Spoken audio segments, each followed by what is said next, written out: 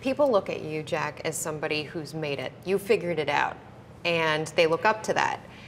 What advice would you offer to other people who want to create an app or want to get involved in technology and start their own business? Well, first, never feel like you've made it.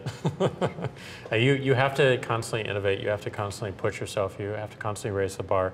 I learn something new every single day, and if we stop that, we would just build a small, interesting business. But we want to build something that really speaks to the world.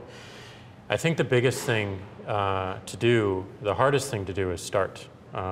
You have all these ideas, and everyone has an idea, but it's really about executing the idea and building the idea and attracting other people to help you work on the idea. That is the biggest challenge. But the way to begin is to get the idea out of your head, draw it out, talk about it, program it if you're a programmer, or make it if you're building something.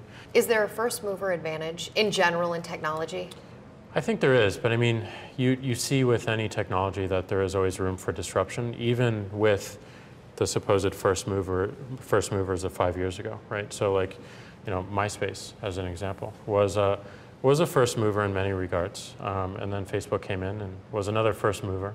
But so it's a question of like the features and the particular disruption that they're going after. So I think, at the end of the day, you can't rely on being a first mover. You can't rely on being first.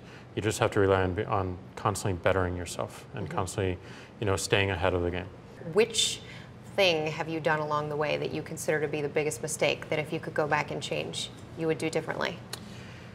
Well, for Twitter, it was a lack of focus on the data, on the numbers, on what the system was doing, on what the users were doing. We didn't have strong internal dashboards of what the system or the actual business was doing. So we were speculating a lot on what was happening, and it caused a lot of downtime in the early days. And the speculation creates all this contention and conflict and all these debates, when if you can just look at the data, you can see, oh, that's what's happening, so we obviously need to go this way.